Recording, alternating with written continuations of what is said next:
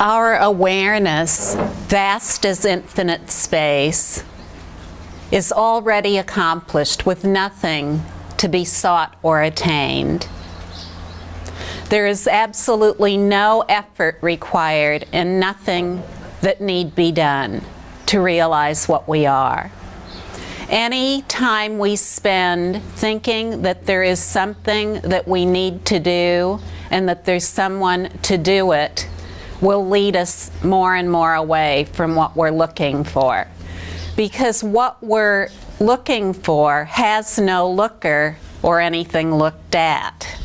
So you see, when we have as the starting point someone who needs to be corrected, fixed, transformed, refined, nullified, brought its passions and senses under control, if we take that personal identity to be an agent of all those factors, then immediately we have a teaching of duality. Even if it's called a teaching of non-duality, it is a teaching of duality.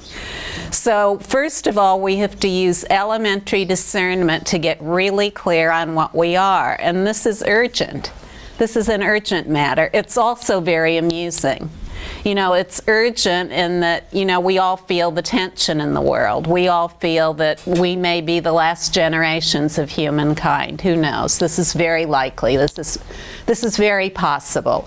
At no time has it been more possible than right now. So in that sense, it's urgent. It's amusing and a cause for great laughter because all along we've taken ourselves to be certain things that we are not. So the non-dual perspective states that there are not two. There is not a personal identity looking for something called enlightenment. There's only awareness, vast as infinite space, already existing as what is naturally present and beneficial in nature. It's as simple as that. And there's no way we can think, philosophize, or practice our way into that. If it could be thought into, philosophized into, and practiced into, then millions of people who have been doing those things would know who they are. Is that the case? No, it's not the case. It's not the case. And again, that is urgent and it's amusing. It's urgent in that let's do something about it. It's amusing in that why would we do all these things that never led to the result? Or led to the result for so few people. So, you know, we have to look at ourselves as we are. And to do that, it comes down to each of us as who we are. Because we cannot think our way into it, philosophize our way into who we are, or practice our way into who we are, what can we do? All we can do is rest. Rest naturally is the underlying ground of being, the essence of being, without seeking anything. And what does that mean? Well, see this little Buddha sitting inside here? And when I shake this thing up, we'll say the Buddha's sitting inside there, totally free inside awakened awareness. And the awakened awareness, you see, it's the pure view. Let's just call it the pure view or vantage. It's the balanced view that can see everything and all. It's the all-creating monarch, the all-encompassing totality. Well, when we have that going on, and all of the points of view included within the pure view, they're just the dynamic energy of awareness and nothing else. They're inseparable from awareness, like the luster of gold is inseparable from gold. But if we stir up all these points of view and they're swirling around in there and all the focus is on all the points of view as being something in and of themselves, then we're never going to see the Buddha in there. You know, we're never going to find the Buddha. But what we don't even have to sit still. This Buddha could be running around, it could be making love, it could be standing on its head, it could be walking, talking, studying, working. It doesn't matter what it's doing, it's still a Buddha. You know, the non-dual perspective is that everything is as it is with nothing left out. Everything is an expanse of equalness and evenness. And that means everything is equal. So no matter what these these points of view are, you see, when we just rest naturally in such a way, the points of view, they just naturally settle down, and we see everything as it is. We see everything as an expanse of equalness and evenness. But if we don't rest naturally, we just build more and more points of view and take them to be our reality. And as we build all these belief systems and assumptions of points of view, we categorize them. Some points of view are positive, some points of view are negative, and some points of view are neutral. And then we put all this within a context of time and space. We say we live in time and space. That's also a point of view. Time and a reality of time and space is not the non-dual perspective. It's a dualistic perspective. The non-dual perspective includes time and space, but in essence it is timeless. So this is very, these things are very important for us to know about ourselves in order to discern clearly who we are. When we rest naturally, all the points of view settle down. Say we're in a pond and it has a whole bunch of sediment in it that's all stirred up. If we keep jumping around and stirring it with a stick, the sediment will never settle down. But if we just stand there and do nothing, all the sediment settles. So the principle of natural rest, the yoga of natural rest, which is very, very ancient, is to rest naturally without seeking anything. To rest naturally without seeking anything as all these points of view arise as the dynamic energy of awareness. And the more we rest naturally without seeking anything, without describing anything, resting naturally, resting totally, freely, and completely, the more we realize ourselves to be this underlying essence or ground of being of every point of view. And the less we take ourselves to be the points of view themselves. So, the points of view are inseparable from awareness. But if we only see the point of view as its description, its definition, its dictionary definition or label, then our whole world will be made up of words. Our whole world will be made up of concepts. Our whole life will be made up of concepts. Our whole life will be made up of descriptions of everything. But once we know that every single one of those points of view, no matter what they are, every single point of view has as its heart essence awakened awareness. If we don't know that about the point of view, then we don't know the point of view completely. We only know it partially. And there are then two. There's awakened awareness over here, and then all the points of view that have to be corrected over here. But all these points of view, no matter what they are, or no matter what we've taken them to be, or no matter how we've categorized them, positive, negative, neutral, spiritual, non-spiritual, they are all equal. This is the primary tenet and principle of the non-dual perspective. So, the non-dual perspective, it has no form. It cannot be limited or restricted to any kind of form whatsoever. If we wanted to put it in any kind of category or form, its most essential form would be humanness itself, without any category or description for what enlightenment is. Just the ultimate reality of being human. It's as simple as that. And we as humankind must come to terms with that for ourselves. It can only come about through each of us resting naturally as whatever points of view we have. The reality of awakened awareness, of the full power of enlightened intent, that is the power and force of everyone in this room and all 7 billion people altogether, is that with your own points of view, no matter what they are, there is awakening that is timelessly occurring, naturally occurring, and naturally present. And what that means is that there is no awakening, enlightenment, or liberation that's separate or apart from any point of view.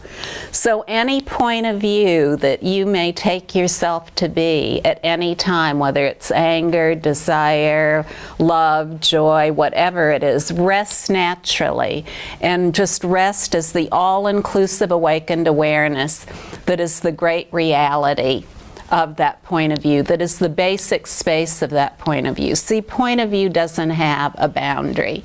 It doesn't have a perimeter like this. All points of view are pure space, the basic space of awareness and nothing else. A point of view has never been a point of view. Awareness finds its resolution in point of view, and point of view finds its resolution in awareness. How could that ever be described? How could that ever be described? We can't really say anything about it. We can say it's basic space, but if we just said that, we'd be limiting it to something. When we say it's basic space that's naturally present, then we have more of an understanding and a direct experience of what we are. And if we say pure space, naturally present and entirely responsive is the beneficial nature of enlightened intent, then we have a full vantage of what we are. Because we're not a state. You know, if we try to put ourselves into a state, all we do is put ourselves into a point of view. And it may be not the conventional point of view, but it's still a point of view. So if we attempt to fix a certain state, like a non-conceptual state, no thought, no self, nothingness, the void, emptiness, even bliss, clarity, impartiality, neutrality, fatalism, any of these things, or one of the popular expressions of a state is that there's only consciousness and everything happens spontaneously in consciousness. Everything is predestined. You can't do anything about it. If you're supposed to be enlightened, you will be, and if you're not supposed to be enlightened, you won't. And when you are enlightened, you can do whatever you want to do because it doesn't matter. So you see, now these things, by the way, are not awakening. These are not awakening. They're an anomaly of point of view. They're all within the purview of point of view. They may not be the conventional point of view, but they're still points of view. And when we rest naturally, just as the heart essence of every single one of these labels that arises, we realize that no matter what their description, they are a pristine reality of pure space in which nothing need be done, in which no effort need be made. Pure space has never been tied up in knots. The infinite expanse of pure space has never been tied up in knots. If we took all of pure space and then we configured the letters of the alphabet out of that pure space, and then form those alphabetic letters made of pure space into all kinds of words, meanings, treatises, texts, all the books ever written in the world and all the information on the internet, all the letters would still be pure space. So this is what I'm pointing to, that all points of view, no matter what they are, they're like a mirage. They're like the sound in an echo. They're like a dream image occurring in sleep. Each one, no matter how they appear, no matter how magnificent or magical their expression, they are the vastness of pure space and nothing else. The vastness of pure space that is naturally present, entirely lucid, and completely beneficial in nature. So how can all these points of view be entirely beneficial in nature?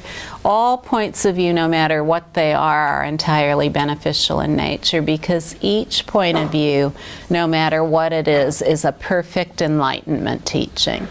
No matter what the point of view is, it's a perfect enlightenment teaching. Each point of view, because it only is all-inclusive awakened awareness, has as its only intent enlightenment. The enlightenment that already is. The enlightenment that is already accomplished. The enlightenment in which nothing need be done. The enlightenment in which there's no effort to make. So, you know, it doesn't matter what our points of view are. We don't have to change anything in our lives to rest naturally, to be as we are, this natural yoga of rest. We don't have to change a single thing in our lives. So if we have a spiritual practice, we don't need to change that. Nothing needs to change. If we practice celibacy, we don't need to change that. If we're sexually active, we don't need to change that. Nothing needs to change. Wherever we are and whoever we are, enlightenment is already accomplished. This is very, very important to know. There's nothing to change, and not only that, there's no one to change it. As long as we think there is an agent, an inner agent who can change something, then again, we have a teaching of duality, not a teaching of non-duality. So in the beginning of natural rest, we rest naturally for short moments, repeated many times, in a totally uncontrived way. So we don't sit for hours trying to get into a natural state of rest. If we're meditating, if we're sitting for hours, then we rest naturally as all the points of view that arise. And when I say rest naturally, we just remain as we are, as the vivid wakefulness that sees through every point of view as itself. We rest naturally as that vivid wakefulness, that vivid awareness in which there is no separation from the dynamic energy called point of view. And as we do so, that vivid wakefulness becomes primary, rather than something invisible to us. It becomes primary. And then we quickly see that all the points of view and the interval between, that they all arise. They all appear to arise, abide, or dwell and disappear in this space. But the more we rest naturally, the more we realize that all these points of view really are inseparable from basic space, from aware basic space. And that even the point of view of there being a personal identity, an I, or an agent who's doing something like resting naturally, that too just resolves in basic space with nothing needing to be done about it. So the personal identity doesn't need to be thrashed or practiced or beaten to death or annihilated or expunged out of existence or anything else. The personal identity never was. So as long as we're working on a personal identity or agent, we're working on an illusion. We're working on an illusion. But you know, we can't figure that out. Figure it out is not a mantra, by the way. That's not a mantra. Figure it out. A mantra is that which soothes the mind. Has figuring it out ever soothed the mind? No. No, it hasn't. So, you know, the ultimate mantra, the ultimate meditation, the ultimate yoga is that of natural rest, where we just rest naturally without seeking anything, realizing that what we are is already accomplished. If the doubt comes up, oh, you know, I'm not recognizing awareness, or I don't think I can ever be enlightened, or I hope that I'll be enlightened and I fear that I won't. No matter what these points of view are that come up, rest as the vivid wakefulness that is the true nature of every single point of view.